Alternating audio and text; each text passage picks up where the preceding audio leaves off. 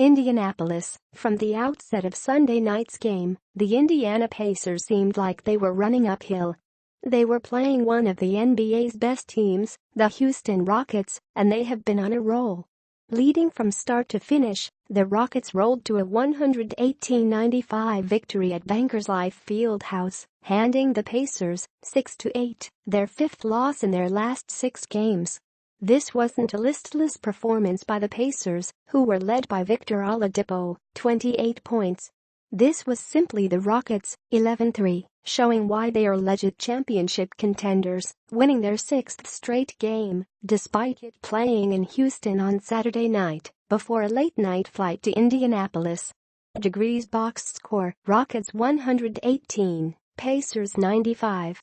Nobody has an answer these days on how best to defend Rockets guard James Harden, 26 points, 15 assists, 5 rebounds.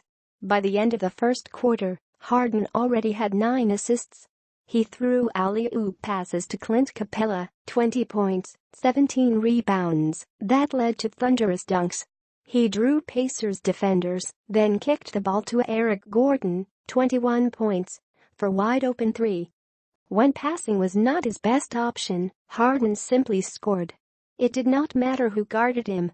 If it was a bigger player like Bojan Bogdanovic or Miles Turner, Harden put the ball on the floor and dribbled around them, or drew fouls. If it was a smaller player, Harden went to his patented step-back move and made threes.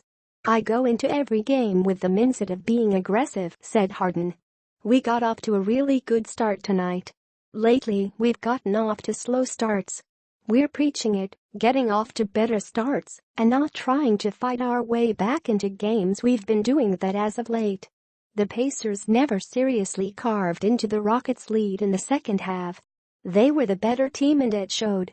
The Pacers have several days to regroup before their road game Wednesday against the Memphis Grizzlies. Here are 3 takeaways from Sunday's game. 1. Thanks to Harden, the Pacers' defensive resurgence was short-lived. The Pacers felt their defense was on the right track after Friday night's victory in Chicago. But they were not playing the Bulls on Sunday, and the Pacers' defense was carved up by Harden and company. Too often, the Pacers were slow to rotate, leaving Gordon or someone else with a wide-open three-pointer.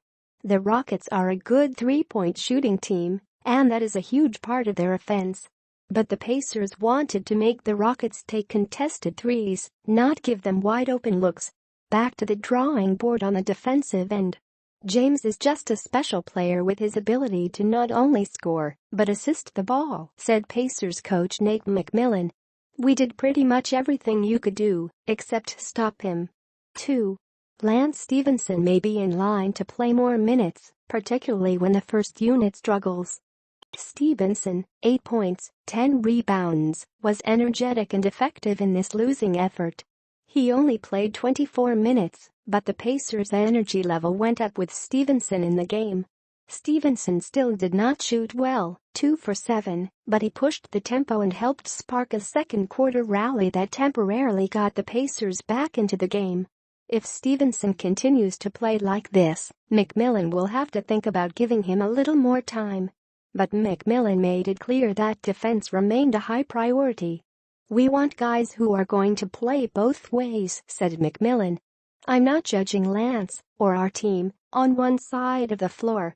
When Harden went off the floor, we were able to get some things going and Lance was part of that second group. I look at both sides of the ball with our guys. We got to be a team that plays 2 ways." 3. The Pacers are always better with Domantas Sabonis, 17 points, 5 rebounds, on the floor. Sabonis scored the Pacers' first 8 points of the second quarter and gave them a lift when they still had a reasonable chance to win the game. He was their only consistent inside presence on a night when Thaddeus Young was scoreless on 0 for 7 shooting, and Turner, 13 points, 8 rebounds, encountered foul trouble in the third quarter. Sabonis and Turner were on the floor together at times, and don't be surprised to see more of that moving forward. Young has been playing well, save for this game, so you would not expect his role as a starter to change. But Sabonis's power game is a nice complement to Turner, who can slide over to power forward from center when Sabonis enters the game. Young has played a lot of minutes this year, and it showed in this game. Now that Sabonis and Turner are healthy, the Pacers can utilize both of those big men together, particularly in game-deciding moments.